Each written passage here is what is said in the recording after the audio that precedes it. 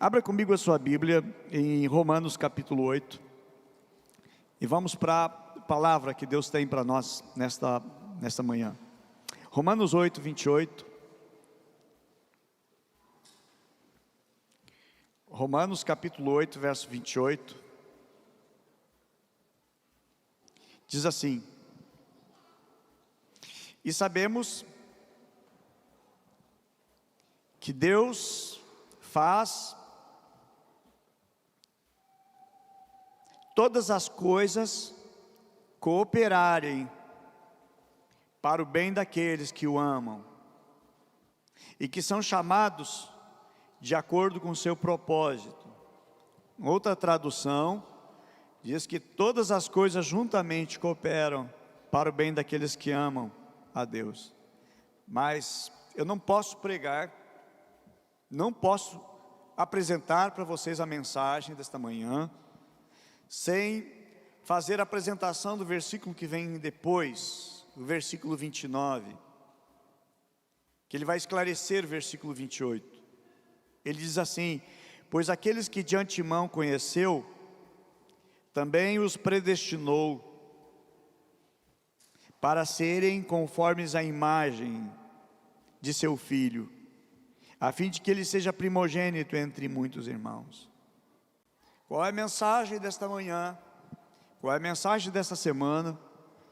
Qual é a mensagem que Deus quer trazer para a nossa vida, para toda a nossa vida? Não é a mensagem para agora pela manhã, para a utilização apenas no dia de hoje, nesse domingo, mas para toda a nossa vida e toda a nossa existência. E o tema dessa mensagem é mais parecidos com Jesus. Mais parecidos com Jesus. Eu creio que quando uma mãe tem um filho mais parecido com Jesus, traz alegria para a mãe.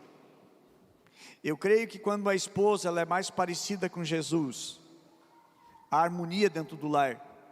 Quando o marido ele é mais parecido com Jesus, há harmonia dentro de casa. Quando você se torna mais parecido com Jesus, você é uma diferença aonde você trabalha, aonde você vai e aonde você está. Outro texto também que eu coloco aqui é 2 Coríntios 3,18, que diz assim: e todos nós, que com a face descoberta, contemplamos a glória do Senhor, segundo a sua imagem, estamos sendo transformados, segundo a sua imagem, estamos sendo transformados, ou seja, nós estamos sendo transformados na imagem de Cristo, nós estamos recebendo a imagem de Jesus na nossa vida, para que nós venhamos nos tornar parecidos com Jesus. Outro texto também, 1 João, primeira epístola, primeira carta de João, capítulo 3, verso 2, diz assim: amados, agora somos filhos de Deus, e ainda não se manifestou o que havemos de ser, ou seja, nós seremos alguma coisa, nós seremos parecidos com Jesus, mas sabemos que quando Ele se manifestar, seremos semelhantes a Ele, pois o veremos como Ele é. Semana passada, se você guardou bem no teu coração, semana passada Deus ministrou no nosso coração que nós existimos para a glória de Deus, que o que nossa existência, a nossa vida, ela é para a glória de Deus. Tudo que fizermos deve ser para a glória de Deus. A glória não deve ser do homem.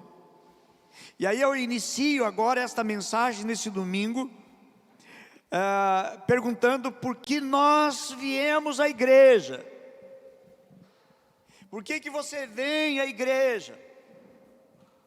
Por que você vem no culto nos domingos? É porque é bom demais. Sai daqui flutuando. A gente sai daqui leve. A gente sai daqui abençoado. Por que nós temos que nos reunir então, cantar na igreja? Porque a gente tem que ouvir uma mensagem. Meus amados, veja bem, você não vem na igreja para adorar a Deus porque Deus precisa ser adorado. Você não vem louvar a Deus porque Deus precisa ser louvado. Vou dizer mais, Deus não precisa do teu louvor, Deus não precisa da tua adoração,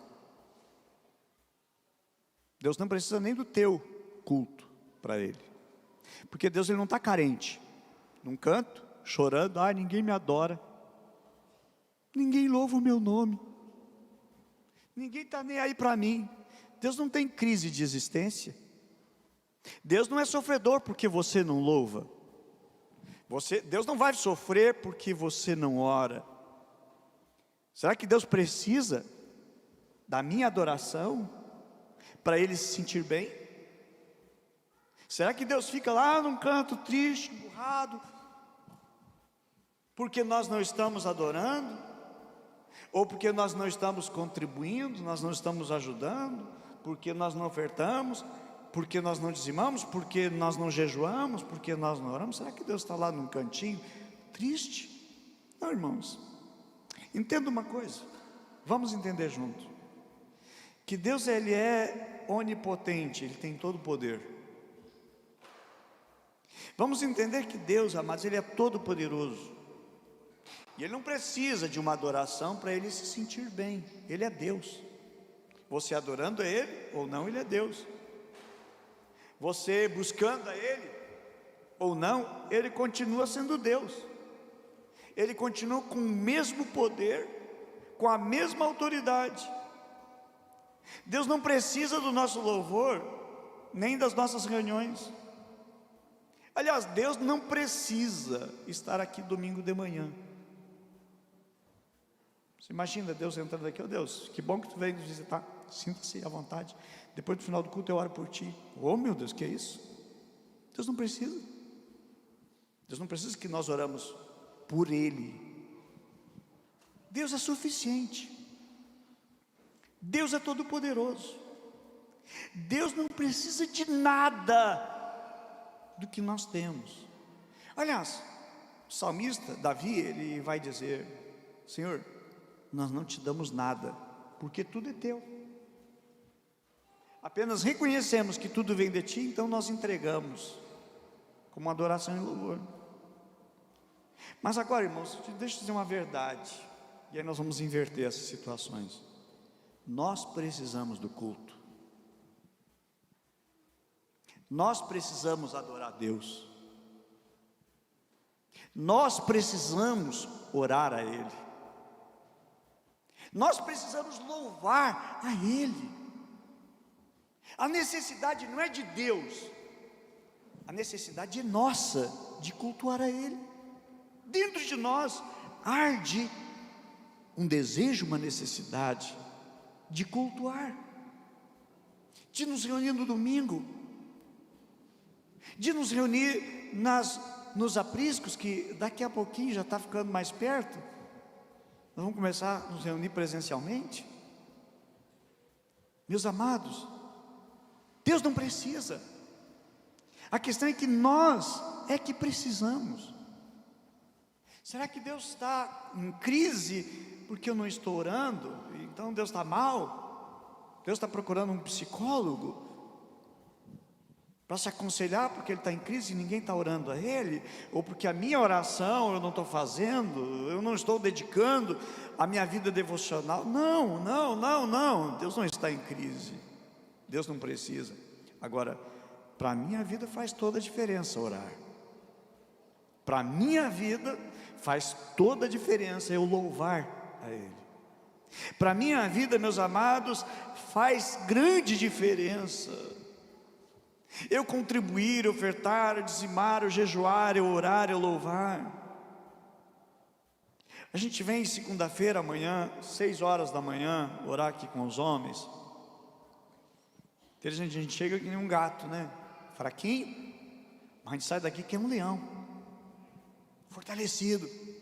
Agora a gente precisa, não é que Deus é que precisa, nós é que precisamos, nós é que temos necessidade.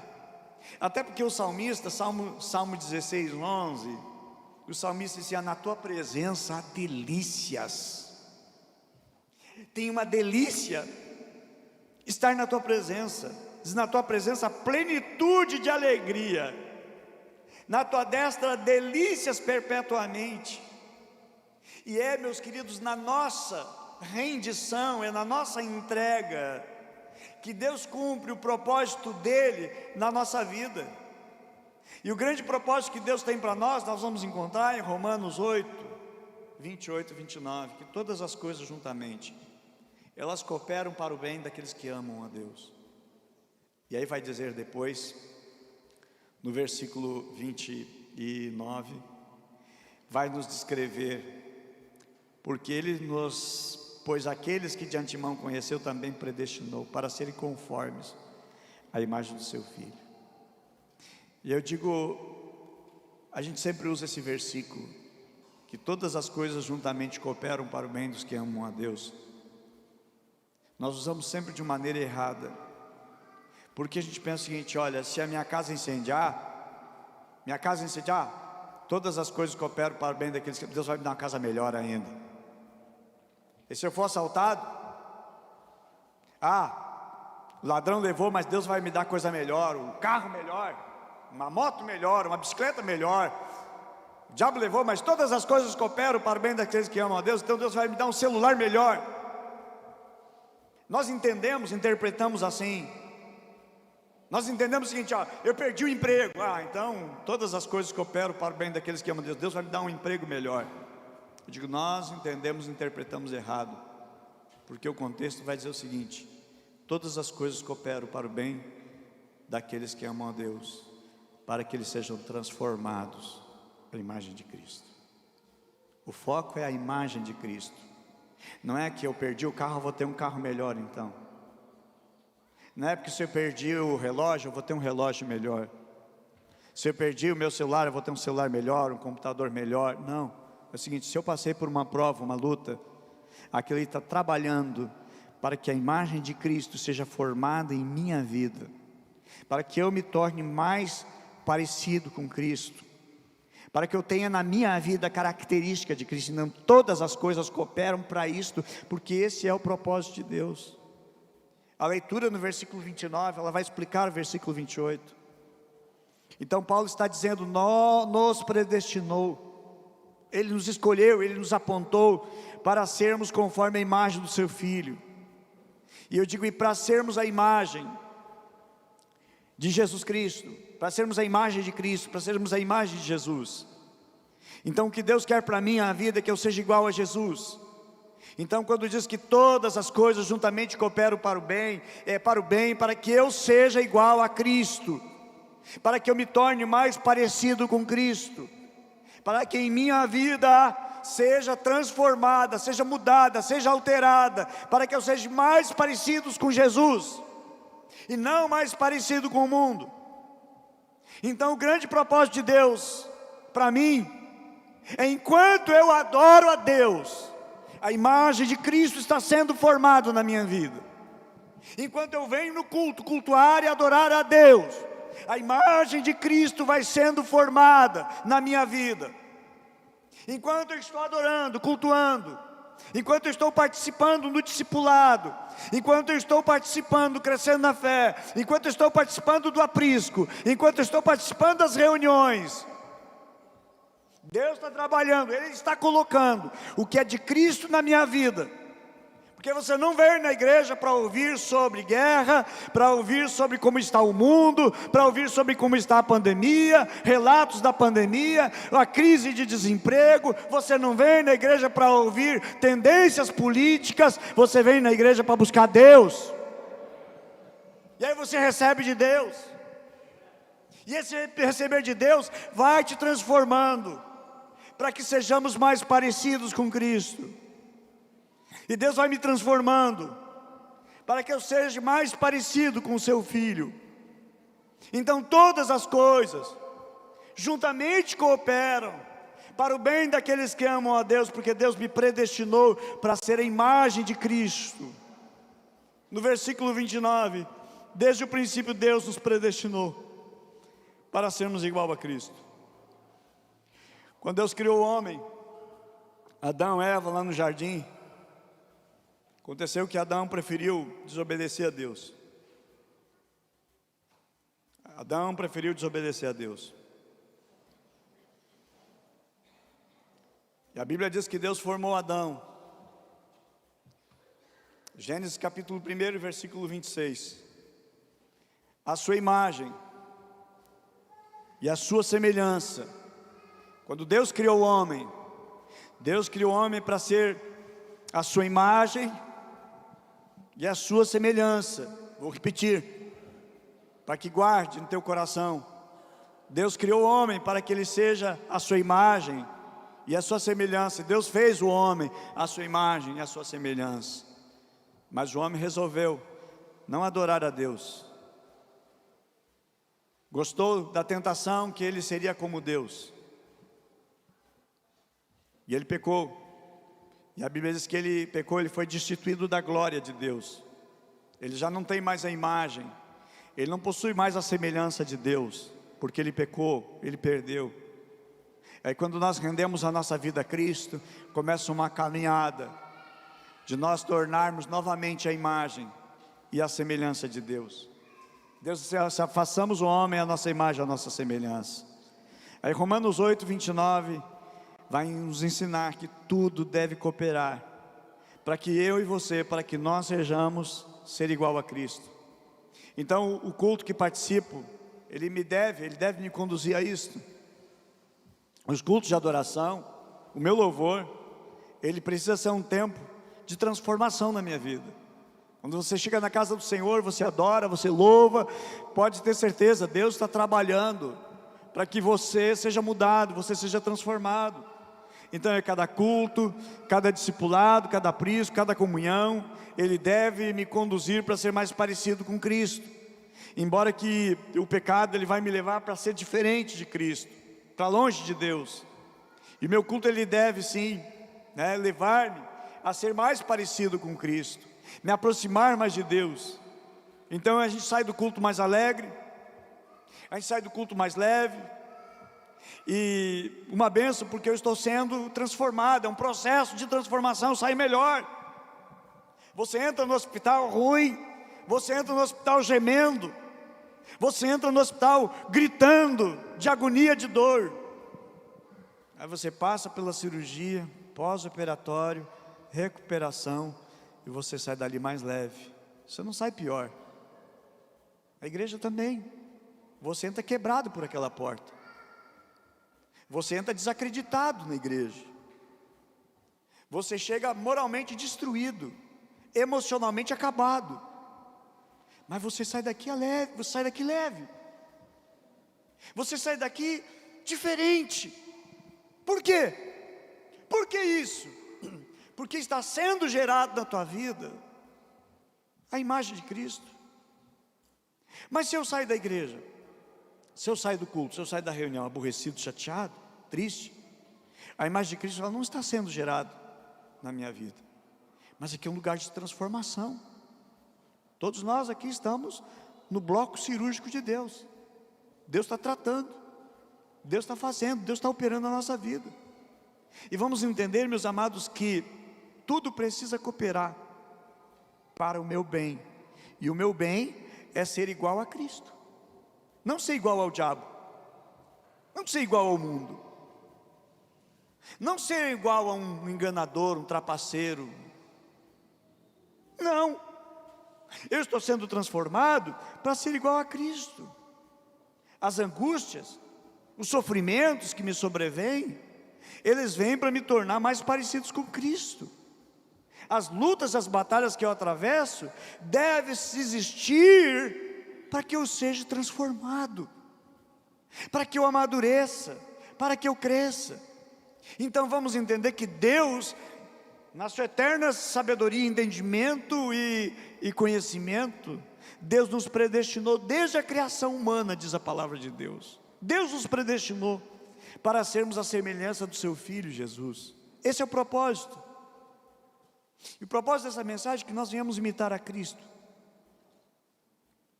E quando diz imitar a Cristo, não é o aspecto físico. Tem barba, cabelo comprido, usa aquelas roupas compridas. Um livro de Laurie Beth Jones, falando sobre Jesus. Ele diz assim, num sonho ele viu Jesus entrando de jeans, calça jeans, de camiseta. E ele perguntou no sonho, mas Jesus, tu não usa aquelas vestes daquele jeito, daquela forma? E aí a autora do livro descreve o seguinte, Jesus falando, para aquela geração que se vestia daquela maneira, eu usava esse tipo de roupa. Para a geração agora atual, eu me identifico. Sabe, meus amados, então, o imitar a Cristo não seria o aspecto físico. Também não no aspecto espiritual de poder, de autoridade, caminhar em cima das águas. Eu sou parecido com Jesus, que Deus quer que eu seja semelhante a Cristo. Eu tenho que caminhar em cima das águas também, eu tenho que ressuscitar os mortos. E para ser semelhante a Cristo, eu tenho também que curar os paralíticos, fazer os surdos ouvirem, os mudos falarem, fazer os cegos enxergar. Não é isto, mas sim imitar, amados, Jesus em alguns aspectos. Eu trago aqui para vocês. Na realidade vou trazer 5 aspectos, se for possível trazê-los todos eles nesse culto. Mas o primeiro deles, eu preciso imitar a Cristo no serviço. João capítulo 3, Evangelho de João capítulo 13, fala em que Jesus estava no lugar em que estava prestes a ele ser traído, ele participar da ceia e depois dali ir para a cruz. A Bíblia diz que Jesus pegou uma toalha, pegou uma bacia e começou a lavar os pés dos discípulos. Jesus serviu. E um dos aspectos que eu devo ser semelhante a Cristo é no servir. No mundo em que as pessoas querem ser servidas, que as pessoas querem ser aplaudidas, que as pessoas querem ser grandonas, que querem ser poderosas, Jesus, ele se humilha. E ele faz um serviço que era de escravos fazerem, lavar os pés das pessoas que entravam na casa. E Jesus pegou a bacia, e Jesus começou a servir. Nós precisamos ser como Jesus, amados, no servir. Eu louvo, amo essa igreja apaixonada, porque é uma igreja que existe para servir. Pastor, eu quero ser membro dessa igreja. O que eu preciso fazer? Primeiro, ter disposição para servir. Eu já falei, o culto ele acontece porque tem uma multidão de pessoas trabalhando. Na recepção, cantina, livraria, limpeza, banheiros.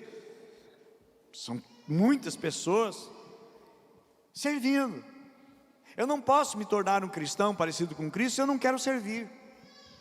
Em que eu penso em ser adorado, em que eu penso em ser honrado, em que eu penso que as pessoas têm que me servir, porque se não me servir, então não presta.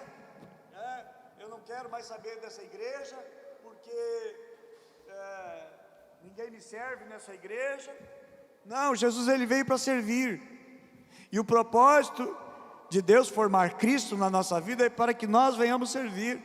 E observa que Jesus lavou os pés dos discípulos. Uma coisa muito linda, é para mostrar que só Ele tem poder, meus amados, para lavar e purificar os nossos pecados.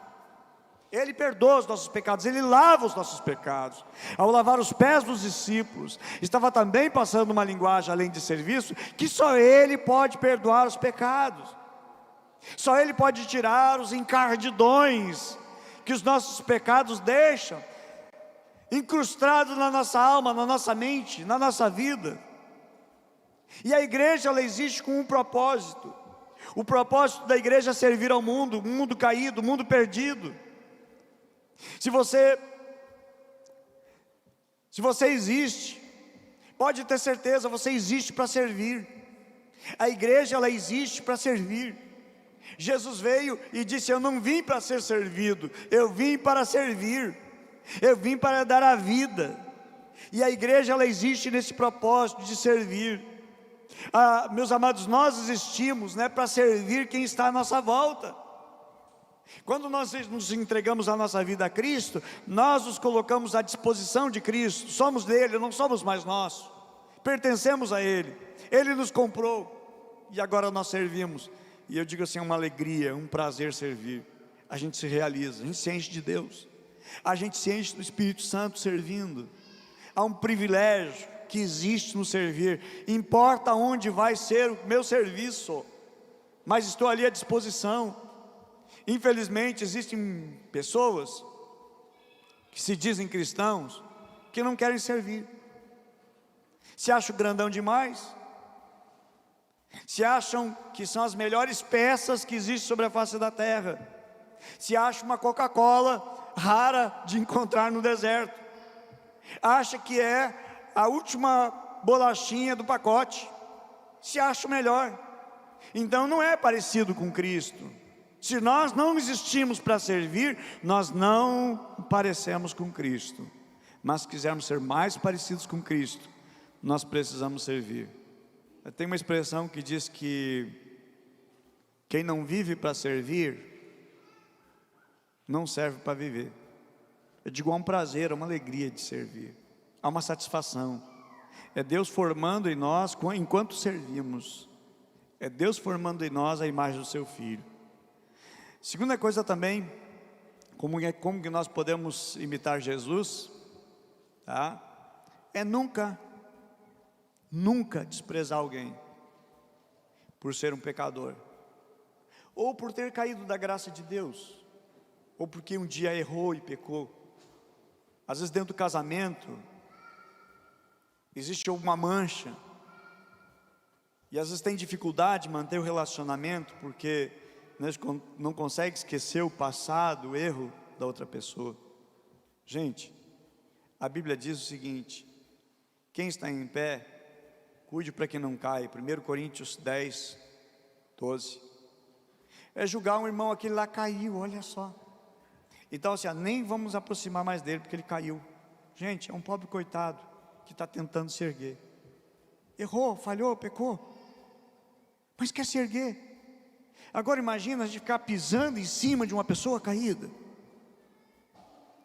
A Bíblia diz a respeito de Jesus que Ele não vai apagar o pavio que fumega. Não vai acabar. Jesus não veio para acabar com as pessoas. Ele veio para dar vida, e vida em abundância. Não é porque alguém errou, alguém pecou, que você vai se considerar superior e melhor. Não é parecido com Jesus. Ser parecido com Jesus é seguinte: puxa vida, a pessoa errou, que pena, que dó, vamos ajudar, vamos levantar, se quebrou todo, vamos abraçar. Não é ajudar ele a manter ele no fundo do poço, mas ajudar ele a tirar ele do poço.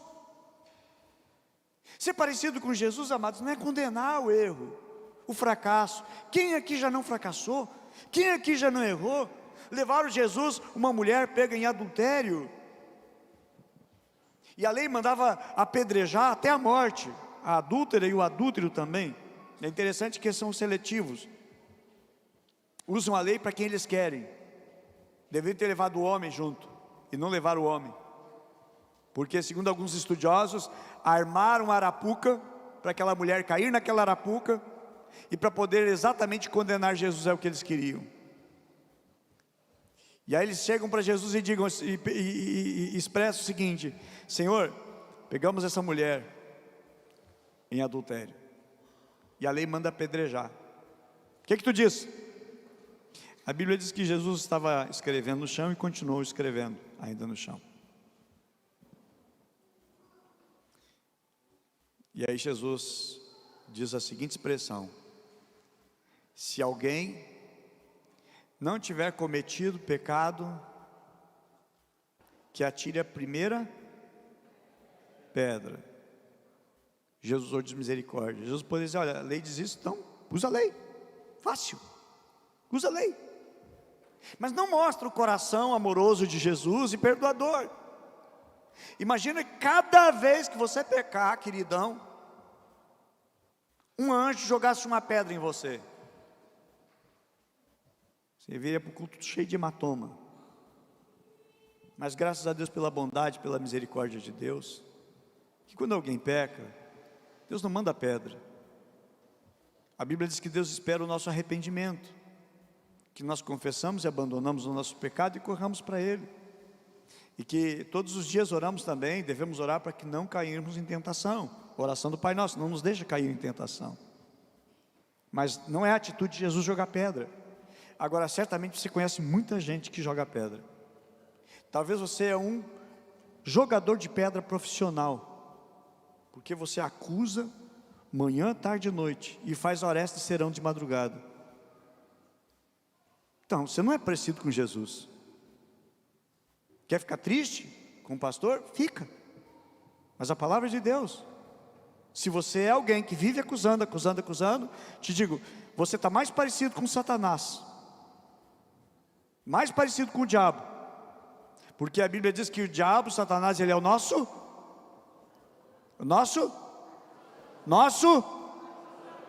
ok? Vocês estão dizendo então, é o pastor que disse, é a palavra de Deus que diz. Se a gente vive acusando, você não é parecido com Jesus, você é parecido com o diabo. Todos erram, todos falham, mas quando nós usamos de misericórdia com quem errou, com quem falhou, nós abraçamos, nós estamos sendo parecidos com Cristo. Todas as coisas cooperam para o bem daqueles que amam a Deus, a fim de que Deus transforme a nossa vida à semelhança de Cristo. Precisamos, meus amados, viver isto. Não nos considerar também superior a ninguém. Eu digo, não é divino você se considerar melhor do que alguém, do que outros. Deixe que as pessoas digam que você é melhor, mas não deixe subir o teu coração. A Bíblia diz que Deus resiste o soberbo, Ele dá graça aos humildes. A Bíblia fala a respeito da humildade de Jesus. Jesus diz em Mateus capítulo 11, verso 28, mas em Colossenses também vai dizer a respeito da humildade de Cristo, que sendo Deus não usurpou o ser igual a Deus, diferente de Adão. Adão não era Deus e queria ser igual a Deus. Adão pecou e ralou com todo mundo. Agora em Cristo Jesus nós somos uma nova criatura, recebemos uma nova identidade, e somos agora transformados para sermos igual a Cristo. Você quer ver uma coisa? Um dos discípulos de Jesus, Pedro, negou Jesus. E Jesus tinha dito para ele, advertido: Pedro, tu vai me negar. Não, Senhor, eu não vou te negar. Pedro, tu vai me negar. E como prova disso, Senhor, tu vai ouvir o galo cantar. O galo vai cantar. Meus amados, Pedro negou. O galo cantou. Pedro chorou. Depois Pedro desiste, larga tudo para cima e vai para Galiléia. E ele vai pescar. Ele mais 6, 7 ao todo foram pescar. O que Jesus faz? Diz, viu? Me negou, agora vai sofrer na vida. Não foi essa a ação de Jesus. Jesus foi a Galiléia, depois de ressuscitado, chegou na beira do mar, onde eles estavam, observou que eles não tinham pescado nada, e disse: olha, lancem a rede, lançaram, e a Bíblia diz que a rede veio cheia de 153 grandes peixes. Mas o foco da história, da narrativa bíblica, não foi a pesca em si, mas a restauração de Pedro, que Jesus vai atrás de Pedro, conversa com Pedro e restaura. Eu digo, quando nós trabalhamos assim, nós, meus amados, nos tornamos mais parecidos com Jesus do que os atiradores de pedra. Como é que nós podemos imitar Jesus? Não pisando em cima de quem já errou, não pisoteando quem está destruído por causa do seu erro, sua falha, seu pecado. Mas outra maneira também é nós ver as pessoas como Jesus vê. Aí você olha uma pessoa e já faz um julgamento dela. Você é um fracassado, você é um errado, você não nada da vida, nada dá certo na vida dessa pessoa. Jesus não via as pessoas como pecador. Ele olhava para uma pessoa que todo mundo julgava pecador, e Jesus não olhava assim. Como é que nós vamos olhar, como é que nós vamos ser semelhantes a Cristo, se nós só vemos as pessoas como pecadoras? Nós só vemos nelas o seu pecado. Interessante, porque Jesus olhava para alguém, e via naquele alguém um pescador de almas. Jesus disse para Pedro: Pedro, olhando para um homem fracassado, tu não serás mais pescador de peixe, a partir de hoje eu vou fazer de ti um pescador de almas. Jesus viu algo melhor na vida daquela pessoa. Jesus viu, amados, aquilo que as pessoas não viam. Eu digo, nós vamos ser parecidos com Jesus quando nós conseguimos enxergar na vida de alguém uma coisa que ninguém vê. Pastora Luciana, há anos atrás, começou a olhar e uma manicure já vai ser uma serva de Deus. E ela começou toda semana a ir lá, né? Fazer suas unhas com o propósito de tornar aquilo que a Luciana estava vendo na vida daquela mulher. Sabe, essa mulher desbocada, só diz palavrão, só conta coisa podre da vida dela, eu nem quero saber porque essa pessoa não tem jeito. Não, a pastora olhou o seguinte, vai ser uma serva de Deus. E através dessa mulher, muitas outras pessoas se converteram, das quais temos várias aqui na igreja. Sabe, olhar as pessoas, não com o senso do nosso julgamento, mas olhar o seguinte, vai ser um grande instrumento na mão de Deus. Será um instrumento poderoso na mão de Deus. Então Jesus olhava para alguém e via alguém diferente. Jesus olhava para um homem e olhava aquele homem, um homem transformado. A Bíblia vai narrar que Jesus olha, por exemplo, uma prostituta e não vê ela como uma prostituta, mas Jesus vê aquela mulher como uma mulher perdoada, uma mulher transformada, né? E que a Igreja Católica chama, né, de Maria Madalena uma santa. Porém, ela era prostituta. Sobre a vida dela tinha 7 demônios que dominavam ela. E Jesus olhou para aquela mulher, perdoou. Uma mulher, João capítulo 4, fala da mulher no poço de Sicar, uma mulher que já tinha tido 5 casamentos e não deu certo. O 6º com que ela estava nem era o marido dela, ela era amante. Jesus não desprezou aquela mulher, só: mulher, te afaste de mim, porque eu sei que tu é pecadora. Eu olho aqui com a minha visão espiritual, raio-x espiritual, tu é uma mulher tão desgraçada da vida, não te aproxima de mim. Não, Jesus, amados, iniciou uma conversa, jogou uma esperança na vida daquela mulher, colocou o evangelho na vida daquela mulher, restaurou aquela mulher sai dali tão feliz, tão alegre, e ela sai na cidade, e saia falando de Jesus para toda aquela cidade. A cidade inteira vem para Jesus. Por quê?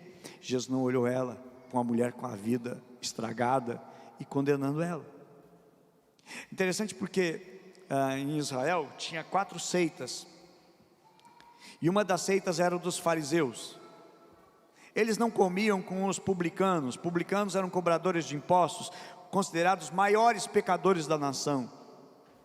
Então eles não conversavam com publicanos, para não manchar a santidade deles. Eles não deixavam um publicano entrar dentro da casa deles, do pátio deles. Se um publicano batesse na porta, eles iam lá depois, se tivesse álcool gel, ia passar álcool gel para tirar onde eles botaram a mão, para não amaldiçoar a casa deles. Então o problema dos fariseus, eles reclamavam, por exemplo, Lucas 5,30, reclamavam dos discípulos de Jesus, dizendo: por que vocês comem e bebem com os pecadores, com os publicanos? Em Isaías 66,5 tem um relato, um texto ali muito interessante, que diz assim: esse povo que exclama, afasta-te, fica-te mesmo onde tu está, não te aproxime de mim, porque eu sou mais santo do que tu. Que coisa terrível, que farisaísmo, não se aproxima de mim porque eu sou santo. Que isso? Jesus não olhava assim, e nenhum de nós tem direito de estar olhando para as pessoas assim, com um olhar condenatório, como se nós fôssemos os santos. Deus não está procurando santarrão, a obra de Deus não precisa de santarrão, mas pecadores redimidos e transformados pelo sangue de Jesus. Ele nos transformou, Ele nos deu vida quando nós já estávamos mortos nos nossos delitos e nos nossos pecados. Lucas capítulo 7, verso 36 em diante, fala de uma mulher pecadora, que entrou na casa de um fariseu, e ela derrama sobre Jesus as suas lágrimas aos pés de Jesus, e seca com seus cabelos. E Jesus não condenou aquela mulher, o fariseu estava condenando. Então, meus amados, vamos entender que Jesus veio para os pecadores, Jesus veio por os perdidos. E graças a Deus, porque quem fala com vocês é um perdido, a qual Ele encontrou, a qual Ele lançou o seu perdão, a quem restaurou, regenerou, para ser bênção na vida, na tua vida, da tua casa, do teu lar, para nos ajudar, amados, a fazer a obra de Deus. Ou você acha que um pregador é alguém que nasceu santo a vida inteira? Todos nós nascemos pecadores, desgraçados e afastados de Deus, mas graças a Deus que todas as coisas juntamente cooperam para o bem daqueles que amam a Deus, para serem transformados à imagem de Cristo.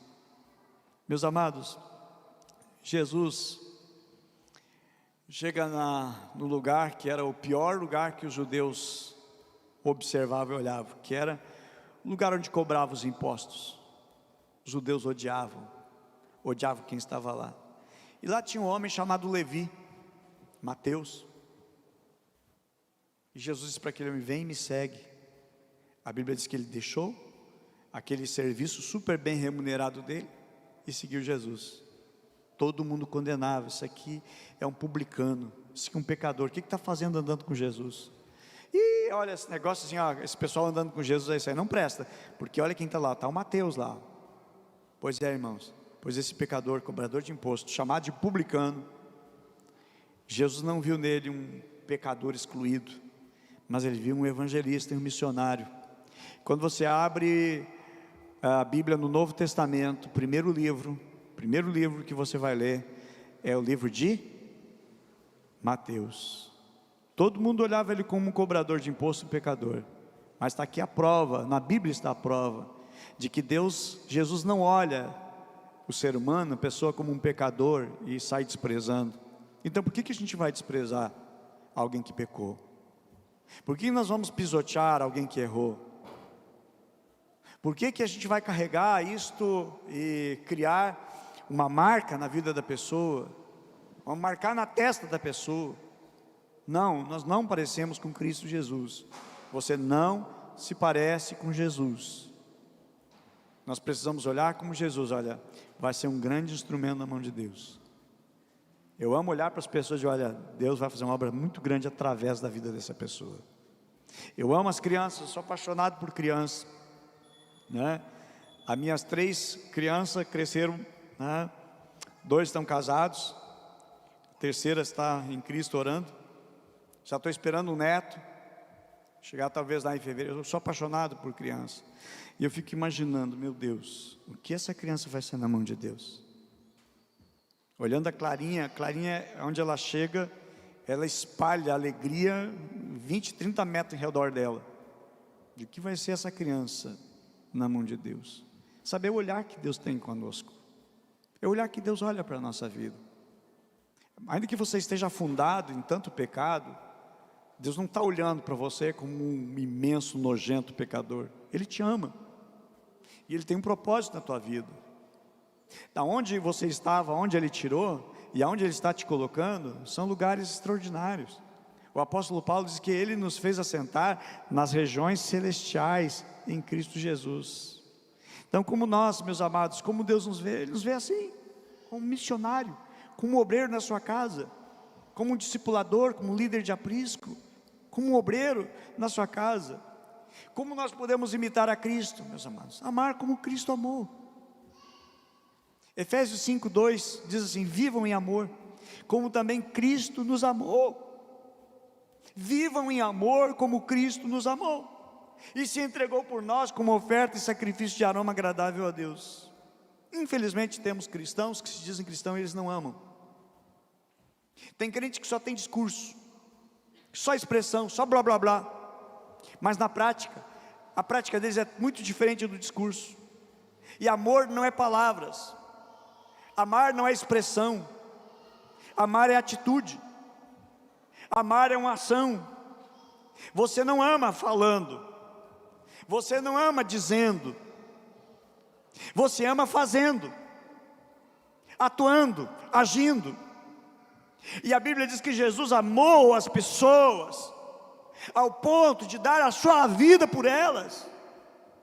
João 3,16, porque Deus amou o mundo de tal maneira que entregou o seu Filho único, para que todo aquele que nele crê não pereça, mas tenha a vida eterna. Isso é amor, é dar, é se doar, é se entregar, é passar pelo sacrifício.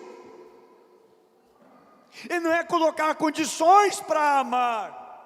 Se tu fizer isso, aquilo, se tu mudar o teu temperamento, teu comportamento, então tu vai ser amado. Não, o amor divino, que é o amor de Cristo, onde Deus quer nos transformar, Ele é, meus amados, algo incomparável nesse mundo, mas é o amor de Cristo.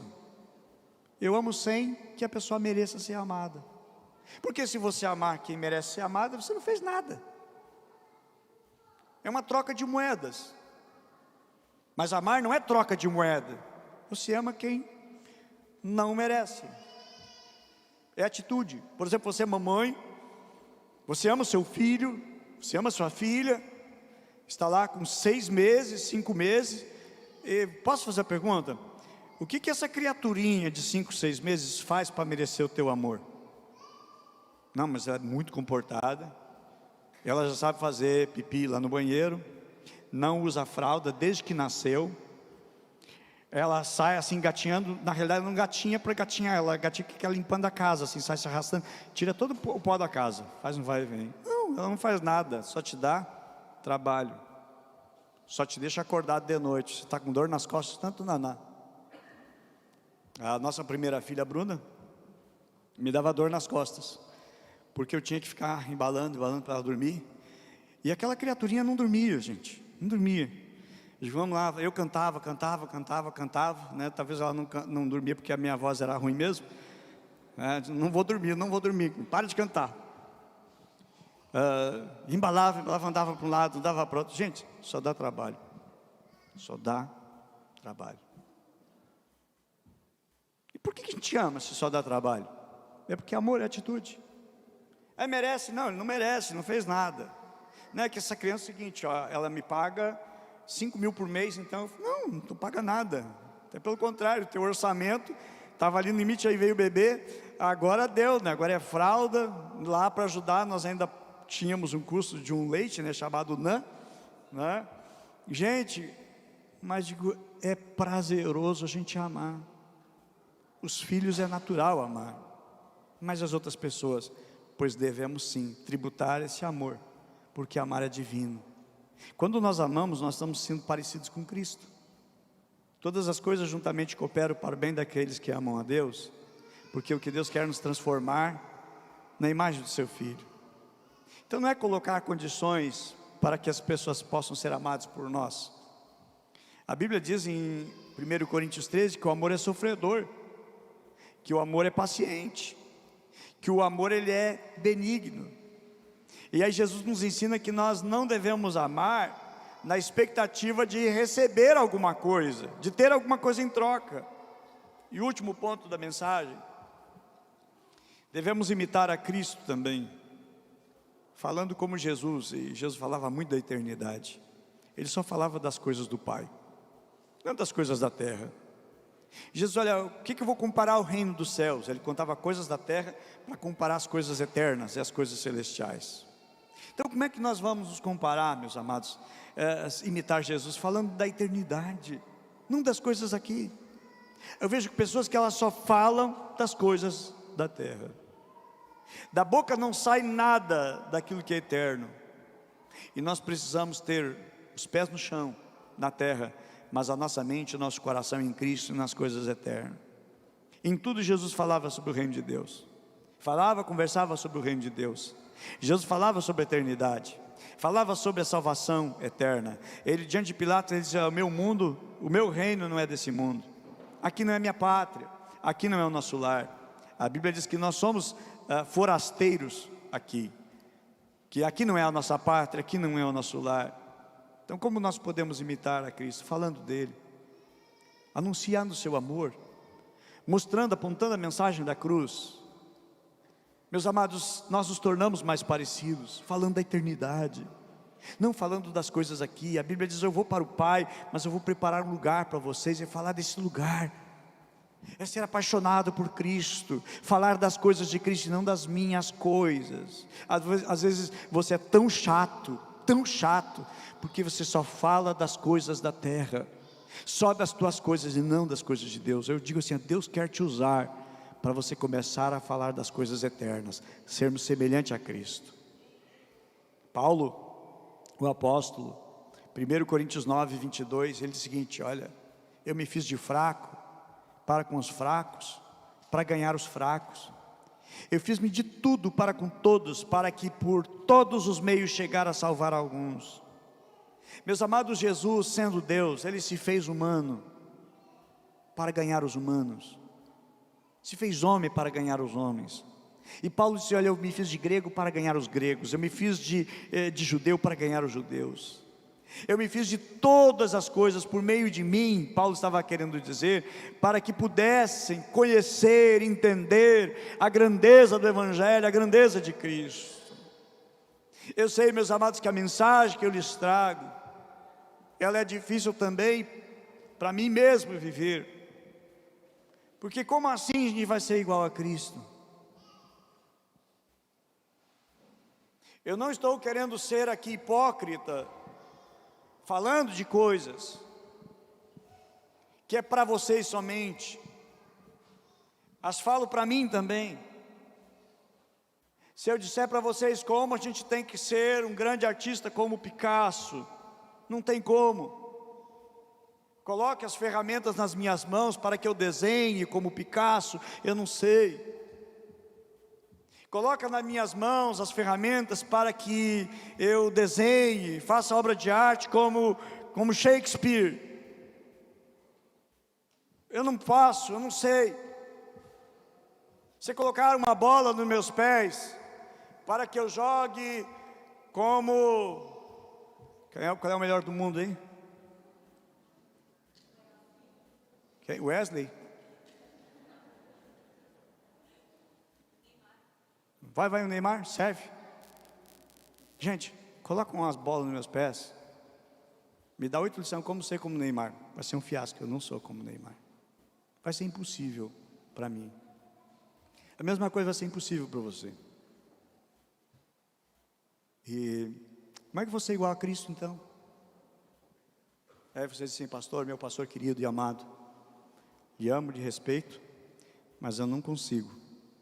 Mas vamos mudar a figura. Digamos que o espírito de Picasso entra em mim, vai sair uma obra de arte. Se pegar um grande artista e o espírito desse artista vem em mim, gente, eu vou fazer uma grande obra. Se o espírito da habilidade de Neymar entra em mim, gente, esse corpito aqui vai começar a andar no ritmo, porque é o que vai comandar. Se eu receber o espírito do Neymar, eu vou jogar também como do Neymar, e aí vocês não vão conseguir mais ouvir as minhas mensagens, mas vocês vão ver pela televisão jogando. Gente, só que não tem isso, não existe isso, tá? Não tem o espírito fulano entrar na tua vida. Então você não vai ser um grande, enorme, gigantesco jogador, e nem um grande, excelente, maravilhoso artista plástico. Agora, e se eu receber o Espírito de Cristo? Entendeu a mensagem? Se você receber o Espírito de Jesus, se você receber o Espírito Santo, caiu a ficha? Então você consegue. Porque não é você, é o Espírito de Jesus. E Ele disse: olha, eu não vou deixar vocês órfãos, vou enviar o meu Consolador, e Ele vai estar com vocês. Depois, mais adiante, diz: olha, Ele vai estar em vocês. No momento que nós entregamos a nossa vida a Cristo, nós recebemos o Espírito do Senhor Jesus. Então, gente, é possível sim. Isso é possível, sabe por quê? Porque Ele nos dá o seu Espírito, Ele derrama sobre nós o seu Espírito. E acontecerá que nos últimos dias eu derramarei do meu espírito sobre toda a carne. Então é possível sim. Então eu vejo aqui possibilidade em Deus, em Cristo, para nós sermos como Cristo. E é por isso que eu quero orar por você nesse momento. Vamos ficar em pé. Você tem algo a fazer nesta manhã? Pedir e clamar a partir de hoje: Senhor, eu quero ser igual a Cristo. Preciso ser igual a Cristo. Eu preciso adorar a Deus mais. Eu preciso cultuar a Deus mais. Eu preciso dar a Deus mais e mais o meu devocional, mais a minha entrega, mais a minha renúncia para mim mesmo. Eu quero viver mais para Ti, Senhor. Senhor, eu quero entregar minha vida, eu quero entregar meu coração para Ti, porque eu quero ser igual a Cristo. É possível sim, é possível sermos parecidos com Cristo. Para isso Deus nos predestinou, para sermos a imagem, para sermos a semelhança do seu Filho, porque os que de antemão conheceu também os predestinou para serem conforme a imagem de seu Filho. Todas as coisas juntamente cooperam para o bem daqueles que amam a Deus, a fim de que eles sejam a imagem do seu Filho. Que Deus nos dê graça. Chegou um momento na igreja, em Atos dos Apóstolos, os que criam em Jesus começaram a ser chamados de Nazareno. Os nazarenos, porque seguiam Jesus de Nazaré. Depois trocou a denominação, começaram a chamar assim, os do caminho, porque Jesus dizia: eu sou o caminho, eu sou a verdade e a vida. Começaram a chamar os do caminho. Paulo mesmo, em uma das suas defesas, ele vai dizer assim: eu persegui os do caminho. Mas depois, em Antioquia, eles começam a ser chamados de cristão. Cristão. O que é cristão? Pequenos cristos. Pequenos cristos. Seguidores de Cristo. Poucas vezes aparece a palavra cristão, mas aparece muito a palavra discípulo. E discípulo é alguém que está sendo treinado e preparado para ser igual ao seu mestre. E Paulo vai dizer o seguinte: sejam os meus imitadores, como eu sou imitador de Cristo. Imitar Cristo é possível sim, em Cristo Jesus é possível. Que Deus nos transforme. Nós vamos sacudir essa cidade. Essa cidade vai ser pequena para nós evangelizar, porque nós vamos revolucionar todo esse vale do Rio dos Sinos, toda essa região, toda a nossa vizinhança, toda a nossa família, porque nós queremos cada dia mais ter Jesus na nossa vida. Nós queremos ser impactados por Ele. Nós precisamos dEle. Nós necessitamos adorar Ele, não porque Ele precisa, Ele não precisa. Eu termino encerrando com o início dessa mensagem: Ele não precisa, Ele não precisa. Eu preciso demais adorar Ele. Eu preciso demais orar a Ele. Eu preciso demais buscar a Ele. E Ele está disponível a nós. Vamos orar?